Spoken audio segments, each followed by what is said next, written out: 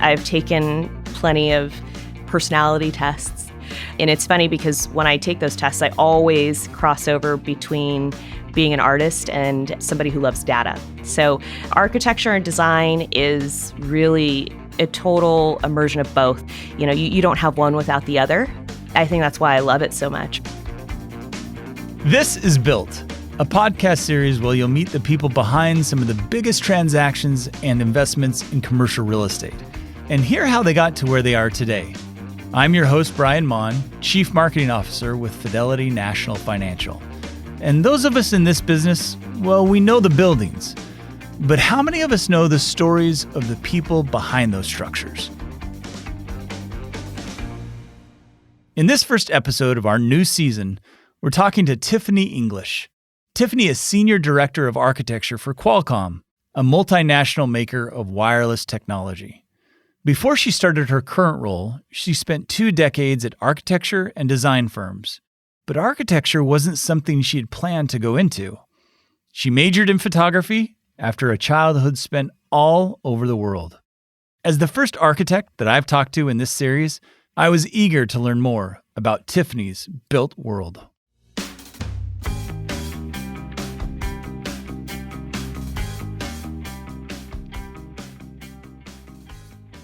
I'd like to start maybe by, if you wouldn't mind, sharing with us a little bit about what you're doing right now. What does a senior director of architecture at a large wireless innovator do? How did that come about? And what does your day-to-day look like? Well, working for a global technology company, they require obviously a lot of real estate, not only for the staff, but for our labs and our manufacturing and a lot of other work that we do, our R&D facilities. So being the Senior Director of Architecture, I work in our real estate and facilities team. I oversee our space planning, interior design, architecture, engineering, and lab planning teams. So we work together to basically help the end users, our clients, which are internal clients, really make sure that they have the facilities they need to get their work done. So we work with them on a regular basis to understand what their requirements are, and then to help facilitate whether it's a new build, ground up, tenant improvement, renovation. Part of my team also works on moves. We have almost 50,000 employees, and we have just close to 13 million square feet of real estate, both owned and leased. Tiffany, is architecture art or science? It's both. And Leonardo da Vinci was a perfect example of that, right? He was an artist and a scientist. I've taken plenty of personality tests. And it's funny because when I take those tests, I always cross over between being an artist and somebody who loves data. So architecture and design is really a total immersion of both. So it's a puzzle continuously that you're always trying to put together. So you have to be able to be very creative in the way that you think and you respond to, problem solving. So I often say that there's a lot of people out there who think design, I'm just looking to put a pretty picture in a magazine, but the most successful design is really one that can take the form and the function and create something that's both beautiful and usable. Is it a lot different for you kind of coming into the corporate world as opposed to the design side, being at a firm there in San Diego? Yeah, I was at my previous firm for close to 20 years. And, before that, I'd been with other architecture and interior design firms. So I think that just prepared me for this job. So now my role is much more strategic. I have a very solid team, and we get to still work with design firms, including my previous firm. And now I get to work with lots of different design firms, which is nice. So I bring a little bit more knowledge to understanding how they work and how they can support what we do. So the relationships I've built over the last 25 years has been really critical to me being successful in the job I have now. But, the day-to-day is definitely different. And I feel that I'm more challenged now, and I get to actually be learning new things. So now I really look at more of understanding the real estate lease transactions that are occurring, different aspects of the real estate and the facilities that I wasn't as exposed to in my previous job. Oh, that's fantastic. We're at a very interesting kind of crossroads if you think about it from a commercial real estate perspective.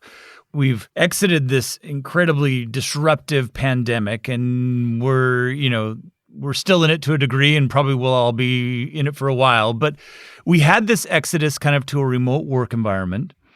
We have left this past of kind of more functional real estate. I'm curious from your perspective, what is exciting about commercial design right now? Right now is such a pivotal moment in workplace design and strategies and real estate because we're going through such a major change. And, mobile work environments and remote workers is not totally new, right? There are a lot of companies that were doing this, you know, 10, 15 years ago. So I think what it comes down to is that workplace will never be the same. So it's never going to go back because now everybody's had a taste of it. People know they can still be productive. Companies know that their teams can still be productive. But the biggest challenge is how do you still create a strong culture within a company and corporate culture that keeps people connected? Because no matter how you break it down and is how much everybody prefers to work from home or be remote, skip their commute, be able to work in their sweats, what still needs to happen is that we're human and we still need to connect. So how are we going to still maintain that? Tiffany says no one knows the exact answer yet. We're still waiting on the data. As she said earlier, she's a mix of data and design herself. But did she see herself on the commercial real estate side of the business? No. And somebody actually asked me that the other day. They're like, "Did you choose commercial real estate?" And I said, "No, I fell into it." I think a lot of people do. When I was in college, I actually started out as a photography major with a minor in journalism. So I've always pursued the arts in some fashion. And I started out in that realm and then just slowly was exposed to design and architecture and then chose the path towards architecture. And every step of the way, was always looking for opportunity to learn. And I think anything that inspired me or I felt like I learned something from, I would just continue down that path. So I think, having goals, I always knew that I wanted to continue to work on architectural projects and office space and corporate facilities. And I tried to learn about every company we were working with and what they were producing. And I was very interested in the process of how they worked. And when you start to understand your clients and what they do, it only, I think, makes you a better designer. Take her first job back in the 1990s. She was with a firm in Oakland, and they were working on the arena for the Golden State Warriors. Tiffany says the Warriors weren't doing well at the time. Still, she was starstruck, and she took her job very seriously. I was assigned to actually locate all of the exterior benches, ashtrays, and trash cans. Yes, and they did have ashtrays back then. I had to help select them, go through the detailing of mounting them, and who knew you had to have concrete attachment details for exterior benches so people don't try to steal them or the ashtrays, So little things that I still remember to this day, and it's so silly now, but for me, it was such a great experience. And my husband still loves to make fun of me about that because, I'll remind him when we're in Oakland, if we drive by, yeah, look, that ashtray and that trash can, yeah, I picked that color too. That blue, I picked that custom blue. Those are the things that you remember, right? Through the course of your career, you remember. And that's one of the things that I'll never forget.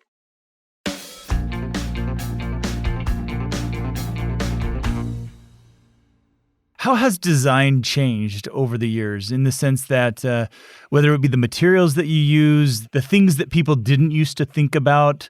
Well, I think designs evolved in unison with how people work, right? And workplace, right? So I think if you look back in the 50s and 60s, it was about the function, right? What kind of productivity you were getting out of the team. And people really separated their work and life quite a bit. So you went to work, you left work.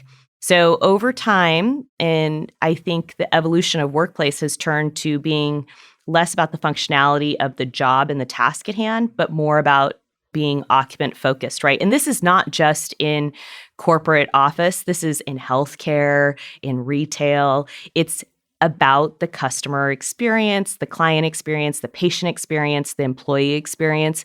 And that's because we know that when people are happy, they're more productive, right? And I think there's plenty of statistics to support that. And we know that 85% of our time has been spent in the office, right? And that's where you develop a lot of your relationships. So, how do you create an environment that provides an experience where people want to be there? She says it's all about creating an environment for the group that an individual of any background will also love. I'm going to kind of touch on the HR side of it, right? So, HR teams are much more focused on diversity of teams and trying to have blind processes and really looking at the qualifications of people that they're bringing onto teams. So, with that, you have to have inclusive environments that embrace all different perspectives. The diversity and equity of that is only going to create innovation. So to me, this is such an exciting time. And I know it sounds weird to say that during the middle of a pandemic, but in reality, this is an opportunity. When you look at it, this is an opportunity for evolution and change in the design world and how we work and the type of spaces that we design. And if you talk to other designers who are like me, most of them are very excited to see where we're going, right? I think it's maybe a great segue into a little bit about your past, because I think your past has given you some unique perspective on the idea of different cultures, different environments, melding those together. I've heard it said that you describe yourself as a third culture kid. What does that mean and why? I do. Well, there are quite a few of us third culture kids. So, it means that, I'm an American citizen, but I was born and raised overseas in multiple different countries and cultures and environments. And so, as much as I identified as being an American, I actually never lived in the States till I came to college. So, I was born in Vietnam. I moved all over Africa from Mauritania, the Gambia, Swaziland. I lived in Swaziland in South Africa during apartheid. My parents, obviously, my mom is Chinese. My dad is Caucasian from Kansas. Their marriage was not allowed by law in South Africa. At the time, I thought this is what everybody experienced, right? And then I lived in Japan, and then I went to high school in India. So I think my parents, luckily, were always really keen on making sure that we understood the cultures we lived in, that we were really immersed in those cultures and those environments, and that we embraced everybody. She says her dad is someone you could drop off anywhere in the world, and he'd make friends instantly at a coffee shop. He always wanted to hear other people's stories. He is one of those people that just, I think, instilled in my sisters and I that understanding people's stories and what they're about is how you make a connection, and an authentic connection at that. And that, everybody has a story, and that it's part of, I think, the part of me that's empathetic, right? And that's made me a good listener, right? And I think that's part of my success in architecture and design is being able to listen and key in on what it is that makes someone tick and, what it is that drives them and inspires them. Those traits are a big part of what got her to where she is today.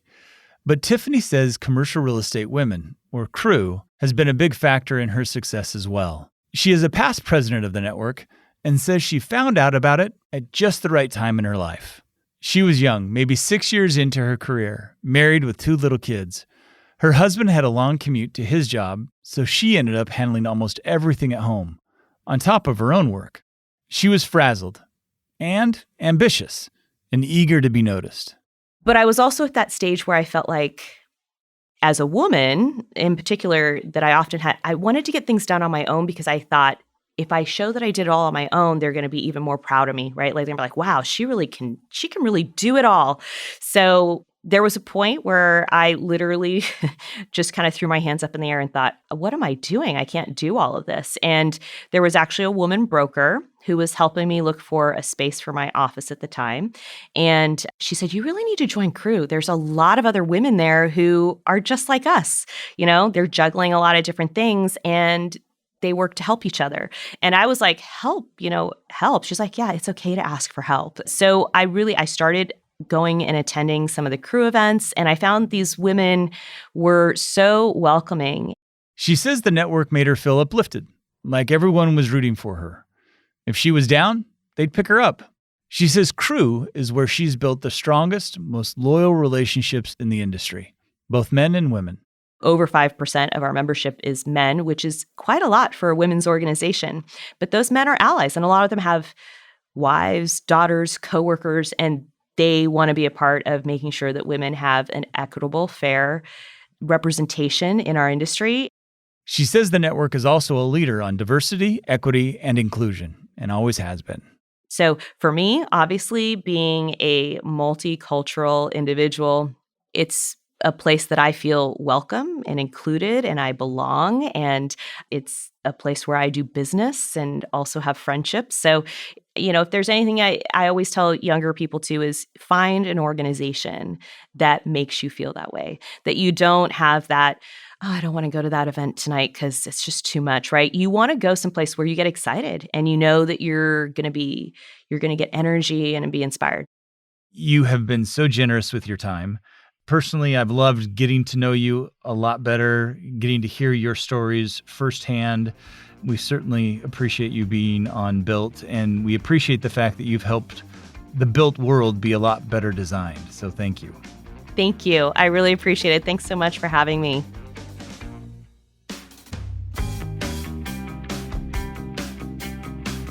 Thanks for tuning in to Season 2 of Built. We have more great stories coming up. We'll be back with our next one in 2 weeks. And if you missed Season 1, go check it out. Our guests have been behind every type of structure from wind farms to warehouses. You can find all 6 episodes wherever you get your podcasts.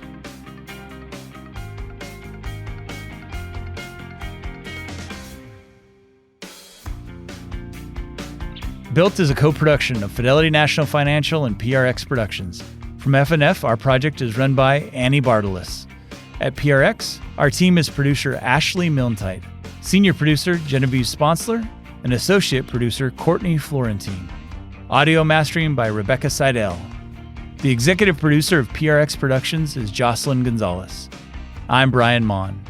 Every story is unique, every property is individual, but we're all part of this built world.